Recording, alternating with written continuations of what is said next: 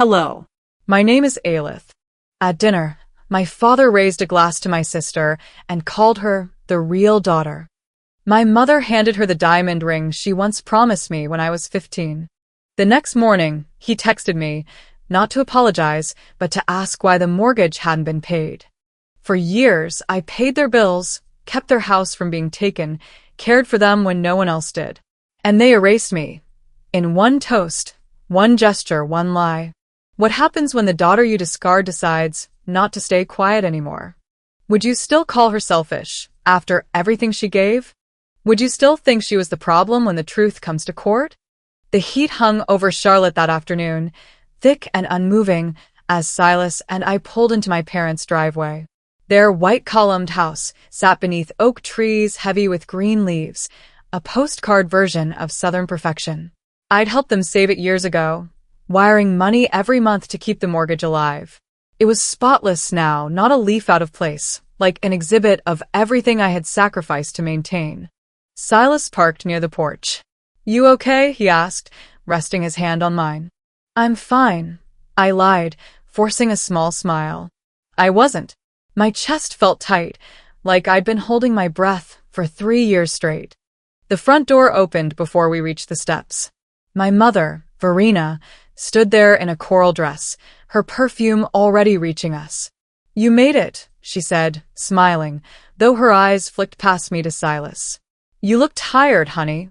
"I'm good," I answered, hugging her lightly. Her body was stiff, perfunctory. From the living room came laughter, the kind that tries too hard. My sister, Callista, was already holding court among the cousins. Her hair, blonde and curled, caught the chandelier's light like a halo. "Aelith," she called when she saw me. "You made it. We were starting to think you forgot Mom's birthday." I smiled. "I wouldn't miss it." "Of course not," she said, with that tone, sweet enough for everyone else, sharp enough for me. The table stretched the length of the dining room, candles flickering over neatly folded napkins. It all looked so perfect. Only the air felt off. Every time I visited, I noticed it. The way conversation curved around me, how no one quite met my eyes. Being the youngest meant you never stopped being the child, no matter how many bills you paid. I took my seat beside Silas, across from Callista. She wore a white dress, simple, but designed to draw eyes. She had always been good at that, drawing attention, commanding sympathy, collecting admiration like trophies. Dinner began easily enough. The roast chicken was perfect, the wine poured freely, the small talk light. Dad, Garrick, was in high spirits, telling stories from his days in the army, his voice booming across the table. Every now and then, he'd glance proudly at Callista. I cut a piece of chicken and tried to swallow, but it caught halfway down. There was laughter all around me, but I couldn't tell what anyone found funny. Silas reached for my hand under the table, a silent check-in. I squeezed back, pretending it was all fine. Halfway through dessert, Dad stood up, holding his wine glass. "Everyone, I want to say something." The room quieted instantly. He cleared his throat, smiling at my mother before turning to Callista. "To the real daughter," he said, his voice rich with pride, "the one who's always here, who takes care of her mother and this home. We're lucky to have you." For a second, I thought I'd misheard. Then I saw my mother raise her glass. My aunts followed. Cousins clapped. The sound blurred around me, laughter stretching like static. I sat frozen, my fork still in my hand. Silas's grip on my knee tightened beneath the table, a silent anchor. Callista smiled sweetly, pretending humility. "Oh, Dad," she said, "you don't have to?" "Oh, yes, I do," he interrupted, chuckling. "You're the one who's been there for us. Always dependable, always near." I looked at my mother. She was nodding, eyes warm, lips curved in soft agreement. Not once did she glance my way. The word real echoed in my head, sharp as glass. The candles flickered. Someone poured more wine. The smell of sugar and buttercream from the cake made my stomach turn. "Say something, Aelith," Callista teased lightly, tilting her head. "You look like you've seen a ghost." "I'm fine," I said quietly. My father laughed. She's just jealous we're bragging about her big sister again. The table erupted in soft chuckles. I forced a smile, the kind that made my cheeks ache. You're right, I said. It's been a long day. Dessert plates clinked, conversation shifted. The moment passed for everyone else. But for me, something had cracked that would never mend. Minutes later, my mother stood and reached into her purse. Before we finish, she said, I have something special. She pulled out a small velvet box, deep red, worn at the corners. I recognized it instantly. Inside was the diamond ring she'd promised me when I was 15. I could still hear her voice then, weak from her first hospital stay. One day this will be yours, my love. You're my rock. Now she turned to Callista and smiled. You deserve this, darling, she said softly. You've been here through everything. Callista gasped, hands flying to her chest. Mom, no, you can't mean. I do, Verena said. It's yours. Callista opened the box, letting the diamond catch the light. She slipped it onto her finger, turning her hand as though admiring art. The room filled with applause. Someone whistled. My throat went dry. No one looked at me. Not my mother, not my father, not even the cousins who'd grown up in my shadow. I stared at the ring, and for the first time in my life, I couldn't remember why I'd ever thought love and loyalty were the same thing. Silas leaned toward me. You okay? He whispered. I nodded, though my pulse thundered in my ears. I kept my smile fixed until the laughter softened, until Callista began taking photos of her hand. Then I laid my napkin on the table and stood up. I think we're going to head out, I said, my voice even polite. Dad looked up confused.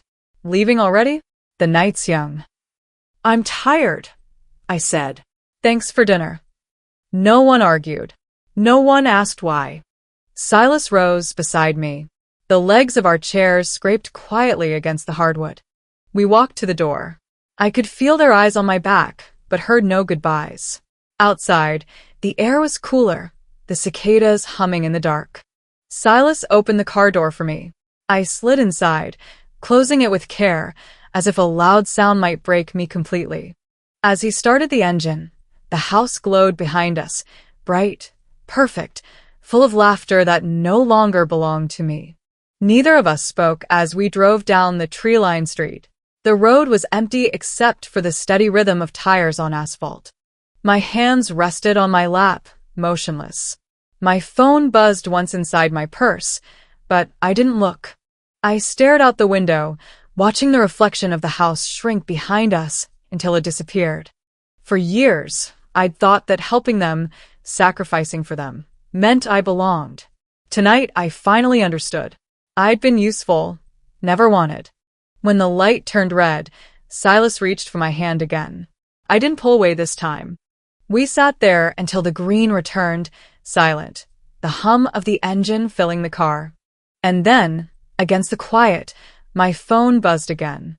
The drive home was so quiet that even the hum of the tires felt too loud.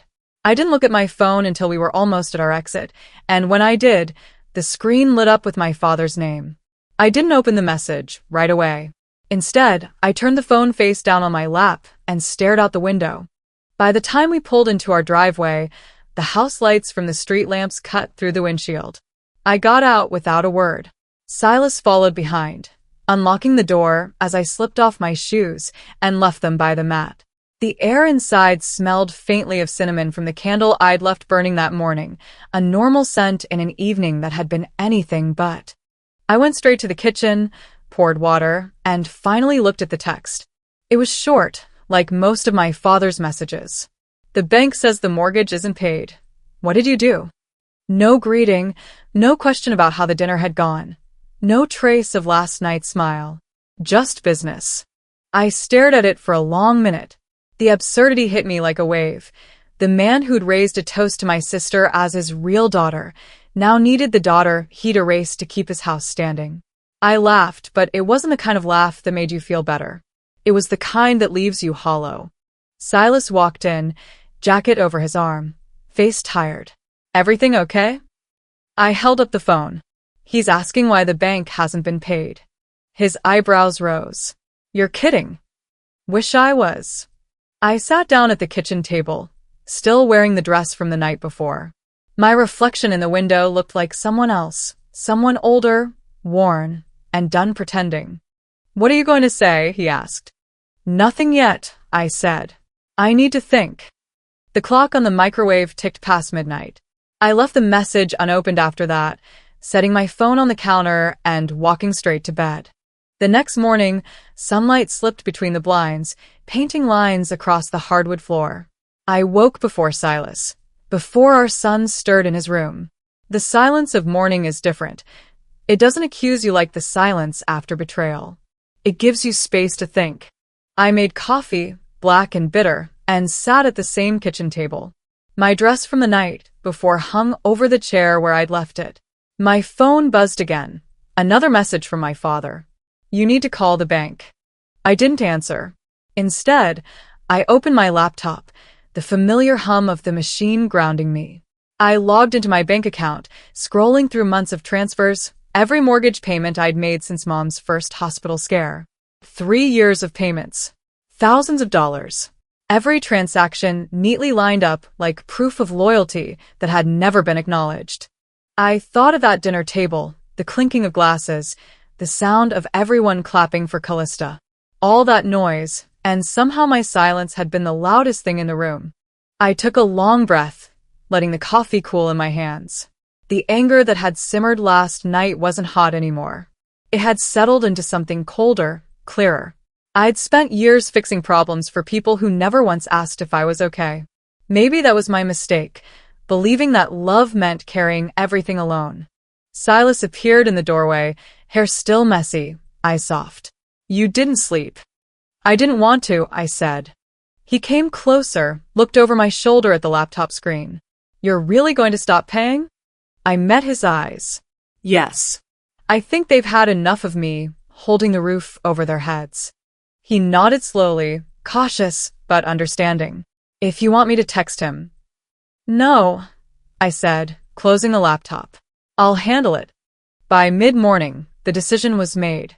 I printed every receipt, every transfer confirmation, highlighting the totals. The printer hummed steadily, spitting out page after page of proof. The sound filled the room, steady as my heartbeat. When the last page printed, I stacked the papers carefully, clipped them together, and pulled out a blank sheet. I wrote in neat, deliberate handwriting. From now on, I'll be investing in my own family, not yours. It was the shortest note I'd ever written to my father, and it said everything. I slid the pages into a white envelope and sealed it. The paper rasped against the glue, final, satisfying. I stood for a moment, staring at it. It wasn't just money I'd stopped giving. It was permission. Permission to keep treating me like I owed them something. Silas met me at the door, car keys in hand. You sure you want to do this? I smiled faintly. You don't unlearn what you know. And now I know. The drive to my parents' house felt longer than usual. The same neighborhoods rolled by, lawns mowed to perfection, mailboxes polished, cars washed clean. I'd spent years admiring those symbols of stability. Now they look like decorations on a cage. When we reached their street, I told Silas to stop a few houses away. I'll walk. He hesitated. You want me to come with you? No. This is mine to finish. The morning air was cool, the kind that smells like wet pavement after sprinklers. I walked up the driveway slowly, my shoes crunching the gravel. The house looked exactly the same as it had the night before, impeccable, untouched by what had happened inside. I slipped the envelope into the mailbox, my fingers brushing the cold metal. For a moment, I imagined my mother finding it later, confused, calling my father over. I imagined him reading the note, jaw tightening, pride dented but silent. And maybe that was enough. I didn't ring the bell. I didn't look back. I just turned around and walked back to the car. Silas didn't ask what I'd written. He started the engine and reached for my hand. I let him hold it. Back home, the day unfolded quietly. Our son, Caleb, sat on the living room rug, surrounded by a sea of Legos. I joined him on the floor, cross-legged, and began stacking blocks with him. He looked up at me, smiling. You're building too fast, Mommy. I guess I've had a lot of practice, I said softly. We built a small house together, uneven and colorful. When it toppled over, we laughed. Later, after lunch, I checked my phone again. 2 missed calls from my father. 1 voicemail. I didn't listen. I deleted the message thread entirely, watching it vanish from the screen. It felt like deleting a version of myself I didn't want back, the obedient daughter who fixed everything and asked for nothing. The house was quiet except for the sound of Caleb humming to himself. I sat against the couch, watching him, feeling something I hadn't felt in years. Peace, not happiness exactly, just the absence of weight. Outside, the sun slipped lower, shadows stretching across the lawn. I realized how long I'd lived for their approval, how small that space had become. I turned to Silas, who was reading nearby. Do you think they'll call again? He looked up. Probably. People don't like losing control. I nodded. Then I guess they'll learn. That night, as the sky turned violet and the air cooled, I stood by the window, looking out at the streetlights. My reflection in the glass looked calmer, steadier. I had always imagined strength would feel like fire, but it didn't. It felt like water, still, deep, impossible to shake. I checked the clock, 9:15 p.m. The house was quiet again, the kind of quiet that feels earned. Caleb was asleep, Silas in the shower. I took one last look at my phone on the counter, silent, face down, and turned off the kitchen light. I thought I was finished thinking about them for the night. But when I walked past the hallway closet, I noticed a box on the top shelf, a small wooden one, dusty and old. I hadn't touched it in years.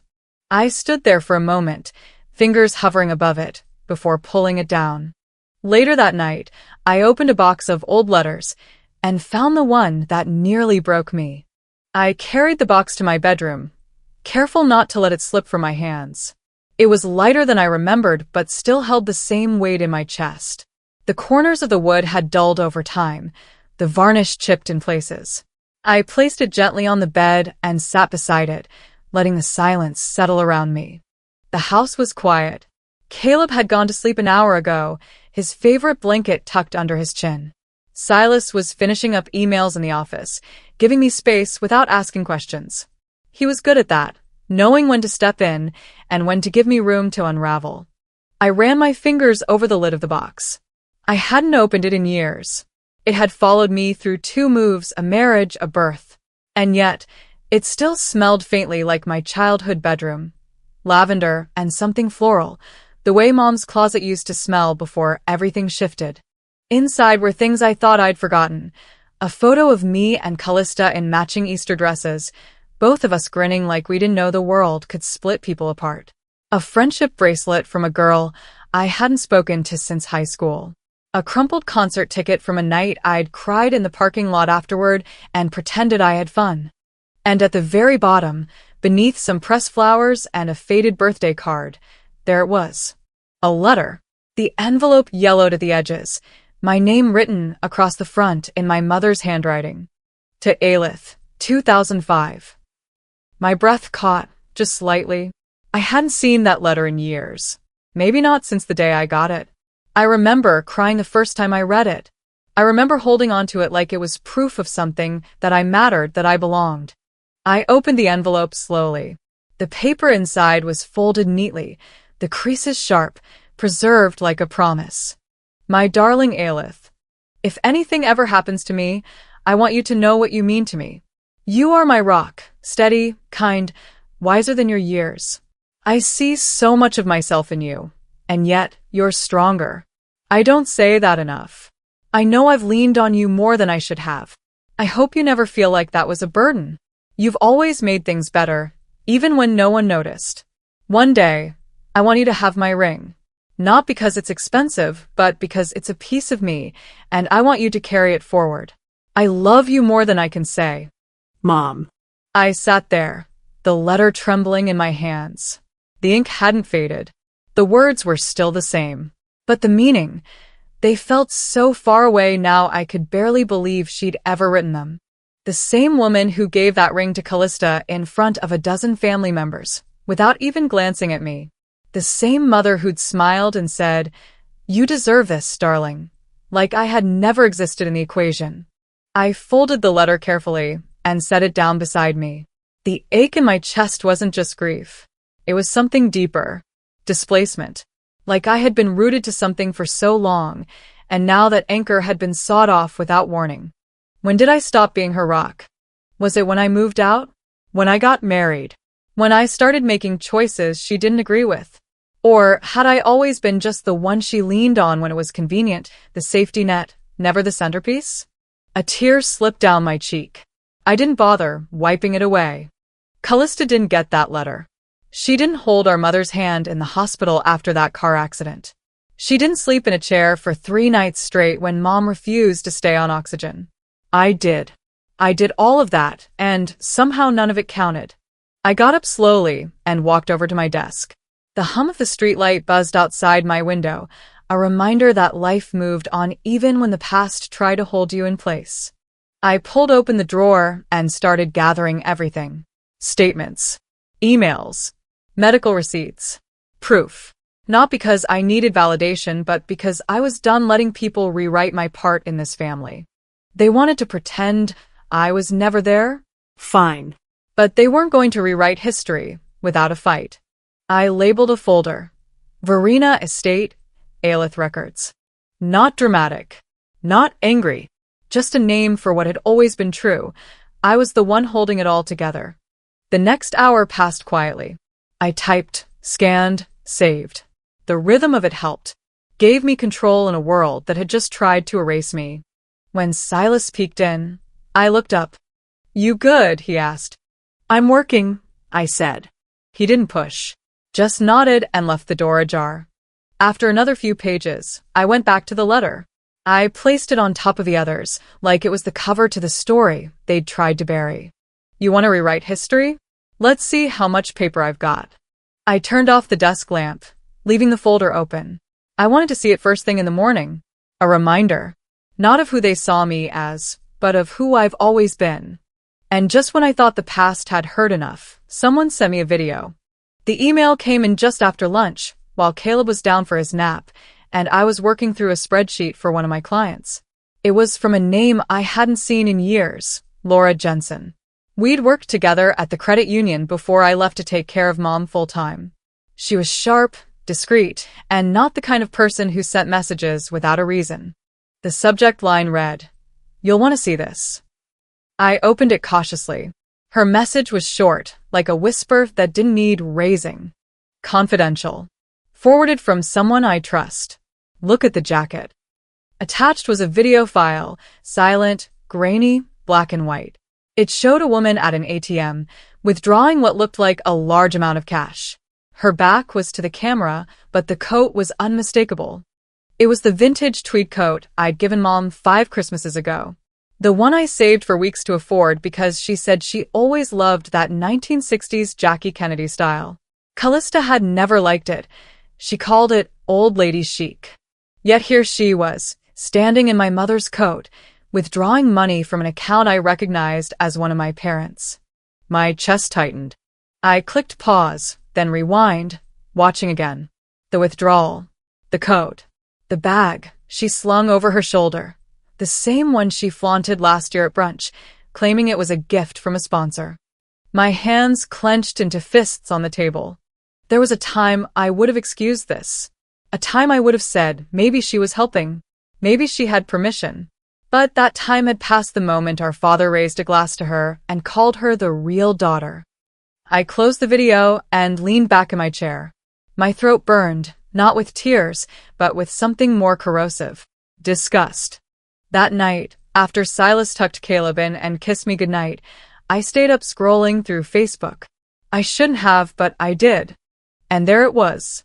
A new post from Callista. A photo of her kneeling beside our mother on the couch, gently massaging her feet. The caption read, "Caring for aging parents is hard, but love keeps me going. I'd do it all again in a heartbeat." The post had nearly 200 likes, mostly from people we went to church with growing up. Women from the old neighborhood, distant cousins. Comments flowed like honey. "You're such a blessing, Callista." Your mom is lucky to have you. Some daughters are born caregivers. I felt like I was watching someone paint over a crime scene in pastel colors. That picture had been staged. I knew it. That moment, if it even happened, must have lasted all of 5 minutes, probably snapped for the sake of this performance. My stomach twisted. She was crafting a narrative in real time, turning herself into the family martyr while quietly siphoning money from the people she claimed to be caring for. The worst part wasn't even that she lied. It was that everyone believed her. No one questioned the gap between reality and that photo. No one wondered where I had gone or why. I sat back, my head spinning, but not from confusion. No, this was clarity. I didn't need to post rebuttals. I didn't need to leave a comment pointing out her hypocrisy.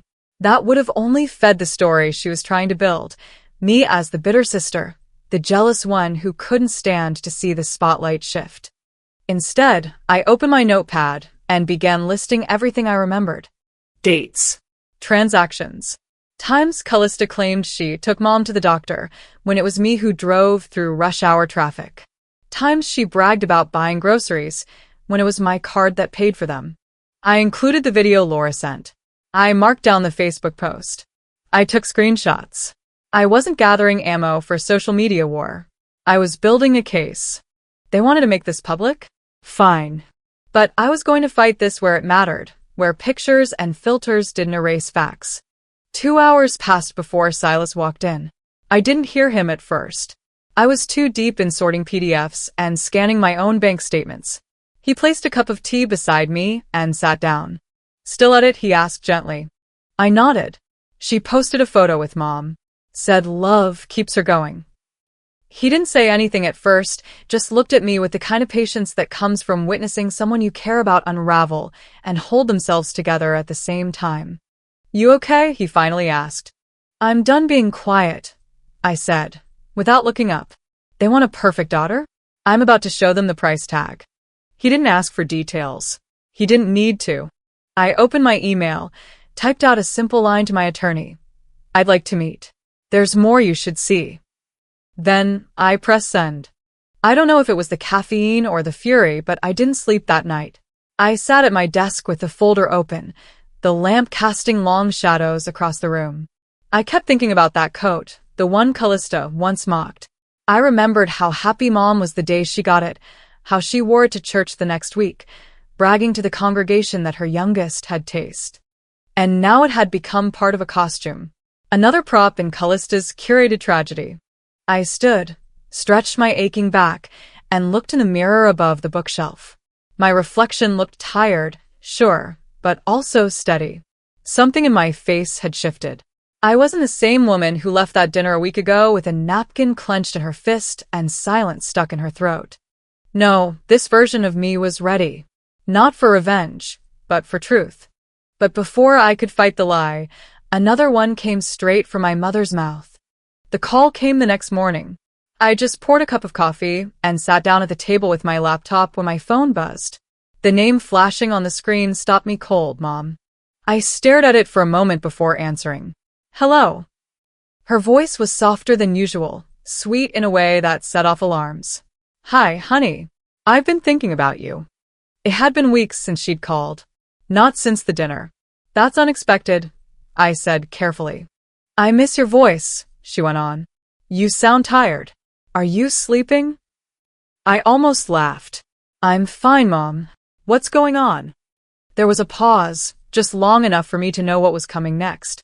Well, she said finally, your father and I are having a little trouble with the power bill this month. I hate to ask, but... And there it was. I closed my eyes, took a breath. Is this an apology or an invoice? She hesitated. Aelith, don't be like that. You know we're on a fixed income. I also know you told everyone at that dinner that Callista is the daughter who takes care of you, I said. So maybe ask her. Her tone cooled instantly. I don't understand why you're being so defensive. Families help each other. That's what love is. No, Mom, I said quietly. That's what manipulation is when it only goes one way. There was silence on the line. I could hear her breathing, tight, impatient. I don't know what's happened to you, she said finally. You've become cold. Callista says you're under stress. Callista says a lot of things, I replied. Then I hung up. The sound of the disconnect felt final. I set the phone down beside my mug and stared out the window. The morning light was too bright, almost harsh. For a long moment, I didn't move. I just sat there, trying to figure out how someone could twist guilt into conversations so effortlessly. Around noon, the phone rang again, but this time, the name on the screen made me smile. Ms. Ruthie, our old neighbor from the street I grew up on. She used to babysit us when Mom worked late. Her voice always sounded like cinnamon toast, warm, comforting. I answered, Hey, Ms. Ruthie. It's been forever. Baby, how are you? She asked, full of cheer. Then her tone softened. I saw your mama at church last Sunday. She told us you moved up north somewhere and don't visit no more. That true? The words hit me like a slap. She said that. Sure did. Said you got a busy life now. But don't you worry, she and Callista are managing just fine. I pressed a hand to my forehead. She said I moved? Ruthie said, sighing. Folks were real sorry to hear it. But your sister, oh, she sure had them nodding. Said you couldn't handle the stress of taking care of your mama, so you left it all to her. You know how Callista can talk. Sounds so polite, but you can feel the sugar coating a lie. I sat there, frozen. The coffee had gone cold. My mind flooded with memories. Every hospital bill I paid. Every night I sat beside Mom when she refused to eat. Every time I covered for Callista when she forgot to visit. All erased. Rewritten. Ms. Ruthie, I said, finally, my voice thin. Thank you for telling me. Of course, baby. I knew something didn't sound right. You were always the one running over there after work. I told her as much, but she just smiled and changed the subject. You take care of yourself now, all right? Some folks can't stand the truth, even when it's standing right in front of them. When we hung up, the house felt too quiet. Even the refrigerator hum sounded like judgment. I pushed back from the table and paced. I wanted to scream, to call Mom back and demand why she'd said it, but I knew how that conversation would go. She'd deny it, twist it, make me doubt my own memory until I apologized for questioning her. Instead, I opened my laptop again. The cursor blinked on a blank email. I started to type. Mom, I don't know what you told people, but you and I both know the truth. I was there when you were sick. I was the one paying your bills. You may want to rewrite history to make Callista look like a saint, but I won't let you erase me. I stopped there. Read it again. The words were too sharp, too heavy. I could hear her voice already. You're overreacting. You always take things so personally. I hit backspace until the screen went white again. Then I closed the laptop. I grabbed my phone instead and typed a text. Short. Clean. Unarguable. You lied. I will not let you rewrite me. I hit send before I could overthink it. The message delivered instantly. No dots. No reply. I exhaled, a sound halfway between a sigh and a growl. Then I opened another app and found my lawyer's number. It was time. When he picked up, his voice was calm, steady. Aelith, I've been expecting your call. I'm ready to move forward, I said. It's not about revenge. It's about truth. Understood, he said. Send me everything you've gathered so far. I will, I replied. When the call ended, I walked into the home office, sat down, and opened a new folder on my desktop. The fan hummed softly as I typed the name, case file, Callista and Company. There was something cathartic about those words. A label, a plan, a boundary drawn in black ink. Silas appeared at the door. He must have heard me pacing earlier. Everything okay? I looked at him. The concern in his eyes reminded me that not everyone I loved needed to be fought against. They keep pushing, I said quietly, and they expect me to just take it. He leaned against the doorway. What are you going to do? I turned a monitor toward him, showing the folder. I'm going to let the truth speak louder than their lies. He nodded slowly, crossing the room until he was behind me. His hand rested gently on my shoulder. You don't owe them your silence. I know, I said. but I owe myself peace. That night, I organized until my eyes ached. Screenshots, statements, the letter from Mom, even that photo of Callista's fake compassion online. It all went into the folder. By midnight, I had built something that looked less like revenge and more like clarity. Before shutting down the computer, I added one last note inside. If they push again, I will burn their perfect illusion to the ground. I sat there for a while, watching the cursor blink beside those words. Then I smiled, faintly, as if acknowledging a truce with myself. And just when I thought it couldn't get uglier, I found a loan I never took out. It started with a voicemail from an unfamiliar number. The woman's tone was professional, her words precise. "This is Amanda from Citizens First Bank. I'm calling regarding a past due payment on your home equity loan. Please return my call as soon as possible." At first, I thought she'd dialed the wrong person.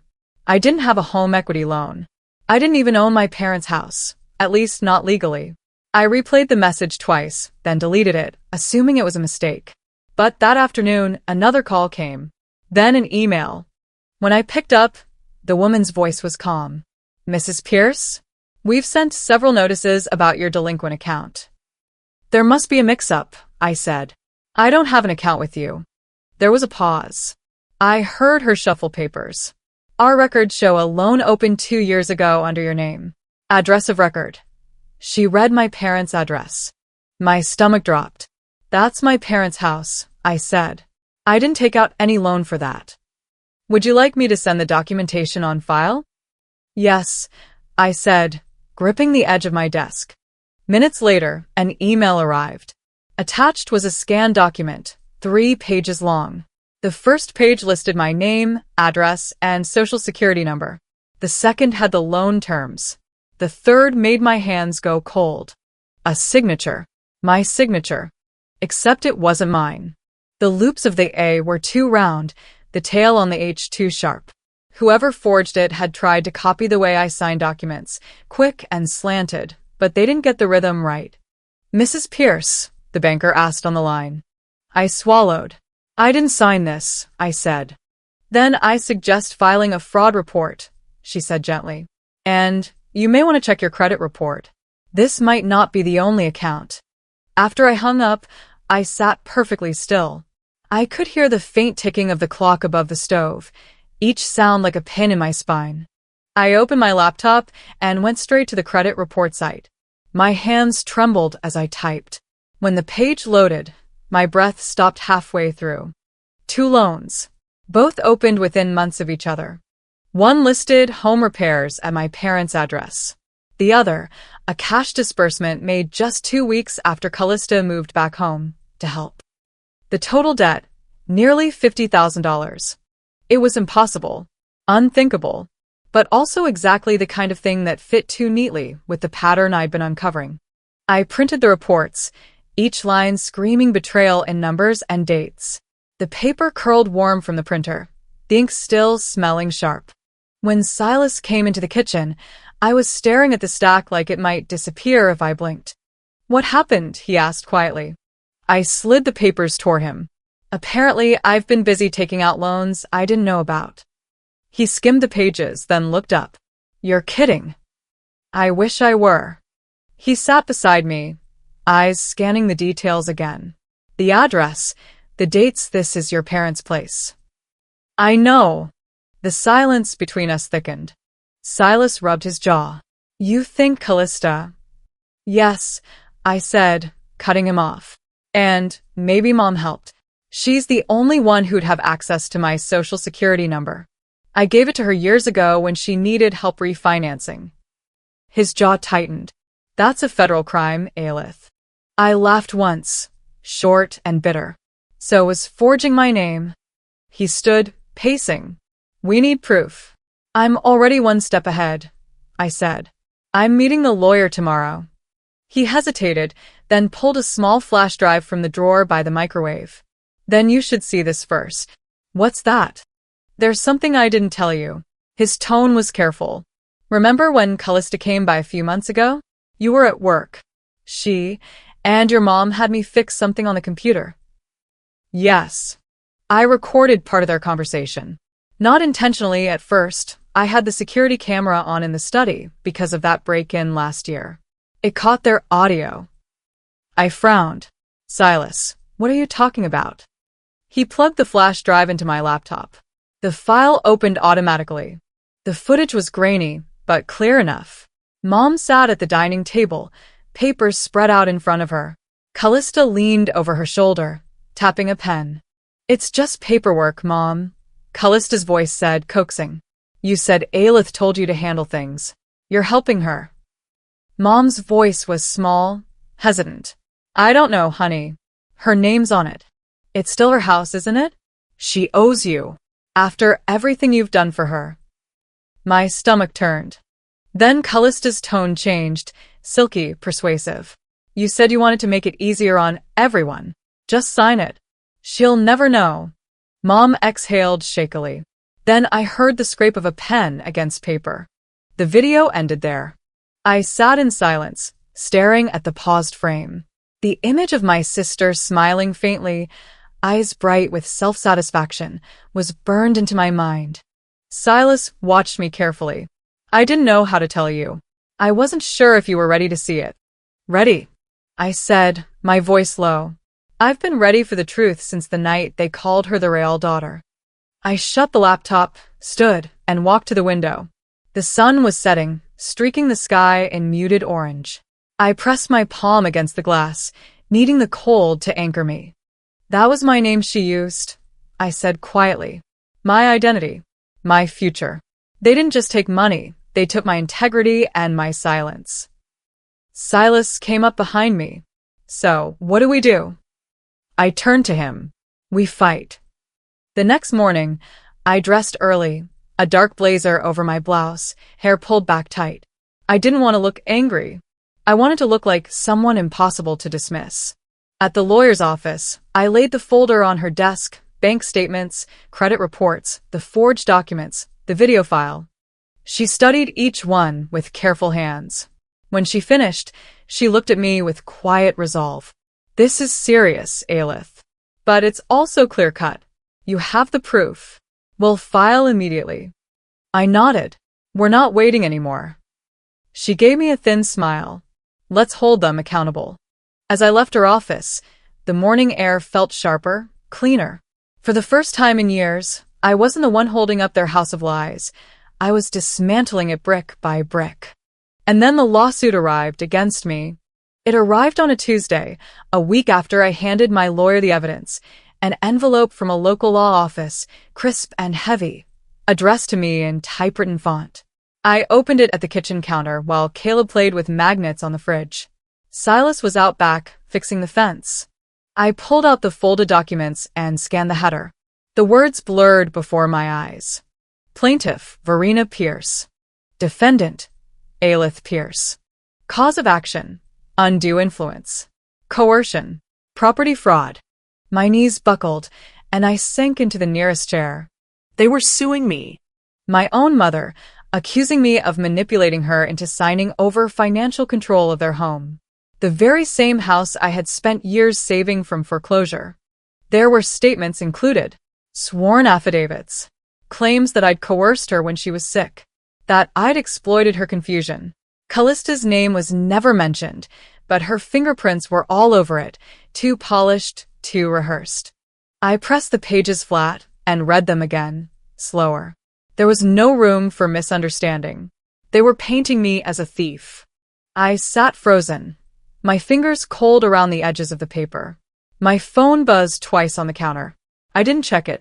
I stared at the sunlight streaming through the window, wondering what kind of person it took to break their child's back for a decade and then accuse them of betrayal. Then I stood up. I didn't cry. I walked to the bedroom, changed into jeans and a t-shirt, and grabbed my purse. Silas, I called out the back door. I need to go. He looked up from the fence, eyes narrowing. What happened? They sued me, I said. His hammer clattered to the ground. We drove in silence to my lawyer's office. When I handed her the packet, she read it all without flinching. Her brow furrowed, but she didn't look surprised. I've seen this tactic before, she said. It's an offensive defense. They're trying to flip the narrative before you can control it. They're accusing me of stealing the home I kept them from losing. She nodded. And the judge will need proof of everything. Lucky for us, you've got receipts. That night, I barely slept. My thoughts raced through every conversation, every favor, every compromise I'd ever made for them. Around 3 a.m., just as I was beginning to drift off, my phone rang. Caller ID, Charlotte General. My heart seized. I answered, and a nurse with a tired voice said, "Mrs. Pierce, your mother's been admitted. Complications from diabetes. She's stable now, but she was brought in by ambulance. No one was with her." I was at the hospital 20 minutes later. The waiting room smelled like antiseptic and overwashed fabric. I filled out forms while a sleepy receptionist typed slowly behind the desk. When they finally let me in, I found her in a room that buzzed with fluorescent light. She looked small in the bed. Pale. Eyes closed. There was no Callista, no sign of anyone else. I pulled up a chair and sat beside her. The room was quiet, except for the hum of machines. After a while, she opened her eyes and looked at me. Not with surprise, not with guilt. Just exhaustion. "You didn't have to come," she whispered. I folded my arms. Apparently, neither did Callista. She closed her eyes again. She's busy. Too busy for her mother, who just filed a lawsuit against her own daughter? Silence. "You know what you signed, Mom?" I asked. "Or did someone tell you I'd take everything if you didn't stop me?" She turned her head toward the window. I stood. "I've spent my whole adult life making sure you and Dad were okay. And now you're fine letting me be dragged through court like a criminal." She said nothing. "I came because I'm better than you," I said softly. "Not because you deserve it." I left before she could respond. Back at home, I met with my lawyer again. We sat at her wide oak desk, a stack of documents between us. "They want to fight," I said. "Then we give them one." She reviewed the video again, Callista sweet-talking Mom into signing forms. She scanned the credit reports, Callista's purchases, even the social media posts, painting her as a selfless caregiver. "We file a counterclaim tomorrow," she said. "Good," I replied. "Let's remind them who they're dealing with." That evening, I stood in front of the mirror. I looked tired, older, but also grounded. This wasn't about revenge anymore. It was about refusing to be erased. I opened the drawer in my desk and pulled out the folder I'd labeled Case File, Callista and Company. I added the lawsuit to the front. Then I zipped it up and placed it by the door. Time to stop defending myself, I told the reflection. Time to start telling the whole story. The courtroom smelled like old paper and betrayal, and I brought receipts. The courthouse smelled exactly like I thought it would, bleach and copy paper. Cold tile floors. Plastic chairs. That eerie hush people hold in spaces where judgment happens. Silas and I walked through the double glass doors together, but once we reached the courtroom, he gave my hand a squeeze and let me go forward alone. This was mine to carry, mine to fight. Inside, the judge hadn't arrived yet, but both sides were already seated. I spotted Callista right away. Her hair curled into glossy waves, a pale lavender blazer I'd never seen before. She looked calm, performed calm, like someone showing up to accept an award, not defend a lie. My parents were behind her. Neither of them looked at me. Dad stared straight ahead like a statue. Mom fidgeted with the clasp on her purse. I took my place next to my attorney, Karen. She gave me a firm nod. Her presence settled me more than any deep breath ever could. The bailiff called order. The judge entered. The trial began. Callista's attorney went first. His voice was smooth, almost theatrical. "Your Honor, this is a tragic case of a daughter exploiting her elderly mother, pressuring her during a vulnerable time to gain financial control of a family home." I watched my mother nod. My skin burned. The lawyer continued. "The defendant, Ms. Aelith Pierce, has a long documented pattern of acting without the knowledge or consent of her parents.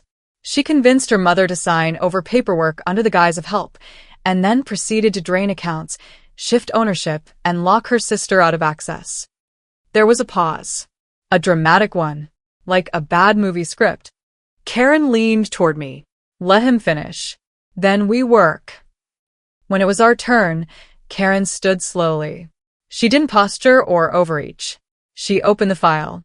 Your Honor, we intend to demonstrate the opposite, that Miss Pierce, the defendant, not only acted in full transparency, but did so after years of bearing the financial and physical burdens of care in this family. She moved to the projector screen, remote in hand. Exhibit A, my bank statements, every mortgage payment from the last 3 years, totaling over $42,000.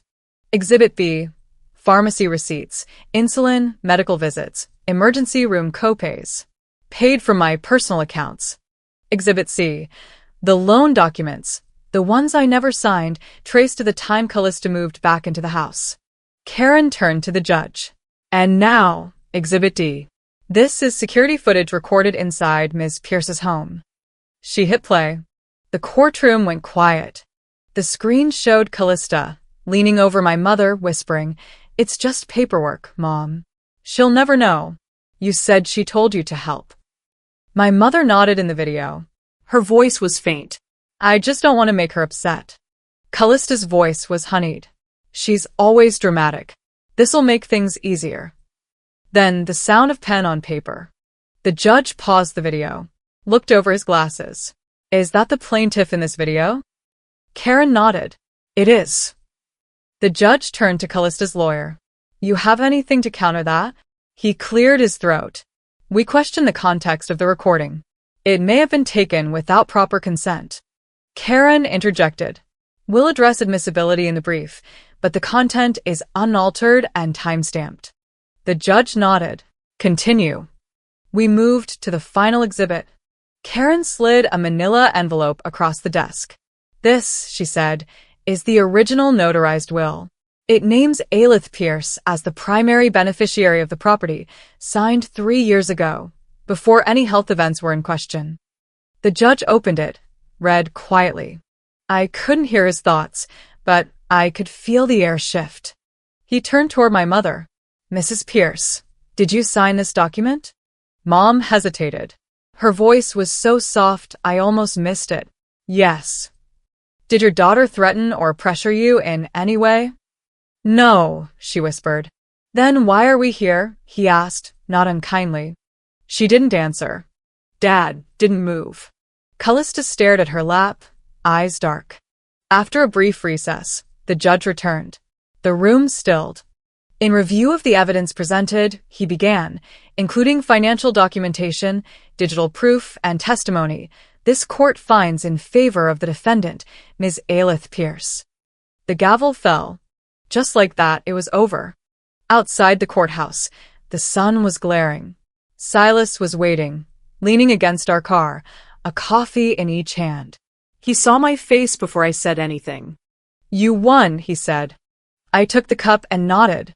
I didn't want to win. I just didn't want to be erased. He pulled me into a hug. In the distance, I saw Callista walking ahead of my parents toward the parking garage. No one looked back. I didn't follow. I didn't need to. 3 months after the verdict, the house officially belonged to me. I got the call on a gray Tuesday morning. The legal transfer had gone through. The deed was updated. The mortgage I had paid quietly for years was now under my name. Legally. Entirely. It should have felt like justice. But all I felt was empty. I didn't tell anyone right away. Not even Silas. I just printed the email, folded it, and slipped it into the kitchen drawer alongside grocery coupons and old-school newsletters. The weight of it sat inside me like a stone. That weekend, I drove to the house one last time. Alone. I didn't tell Silas I was going. I needed the silence. The goodbye. The reckoning. The neighborhood was unchanged. Hydrangeas bloomed in front yards. A couple kids rode bikes down the sidewalk like nothing ever happened on this street but scraped knees and summer boredom. I parked out front, just past the driveway where I once helped my father install new motion lights. The garage door was locked now. The spare key still sat behind the same loose brick on the porch. Inside, the air was stale with a faint chemical sharpness of lemon floor cleaner. It was empty, every piece of furniture gone. The echo of my footsteps followed me from room to room. I stood in the entryway, hand on the wall. The paint color hadn't changed in 2 decades. I walked the hallway slowly. The scuffs on the baseboard near the bathroom door where Callista used to slide her suitcase against the wall were still there. The creak in the second stair still groaned when I stepped on it. The kitchen was the same, too. Just Hollow. The cabinets still smelled like vanilla. The refrigerator was unplugged. I opened drawers without knowing why. And there, in the top drawer beside the stove, under a rusted paperclip and a faded birthday candle, was a folded piece of paper. I recognized the handwriting instantly. It was my mother's. I sat on the edge of the counter and opened it carefully. The ink was smudged in one corner. The paper felt like it had been handled many times but never handed over. "I don't know how to say sorry," it began, "but I hope someday you'll know I tried." No greeting. No name. Just that one line. I sat there for a long while staring at it. It wasn't an apology. Not really. But it was something. A crack in the wall she'd built between us. Maybe regret. Maybe guilt. Maybe her way of admitting what she'd never say aloud. I folded it again and tucked it into my bag. Not because it made anything okay, but because it was all there was left. That night, I signed the closing documents. The house sold faster than I expected. A young couple with a toddler bought it. Said they wanted a fresh start. I didn't tell them anything. Some stories don't need retelling. Some ghosts are better left behind closed doors. With the money, I opened a trust fund for Caleb. Something steady, secure. Something no one could touch but him. Silas, and I found a small home across town. 3 bedrooms. A screened porch. Quiet neighbors. It wasn't fancy, but it was ours. No history bleeding through the floorboards. No memories waiting to ambush me in the hallway. One evening, after unpacking the last box, I found myself holding that old letter again, the one Mom wrote me when I was 15. "You're my rock, Aelith," it had said. "One day, the ring will be yours." The ring she gave to someone else. I didn't cry this time. I placed the letter in a memory box with a note I'd found in the kitchen drawer. I closed the lid and slid it onto the highest shelf in my closet. Not to forget, but to move on. They wrote me out of their story. So I started writing my own. Sometimes the deepest cuts come from the people we love most. This story wasn't just about money or a ring. It was about identity, recognition, and the quiet strength it takes to stand up when your own family tries to silence you. Have you ever been pushed aside by the very people you once protected? How did you reclaim your voice? Share your thoughts in the comments.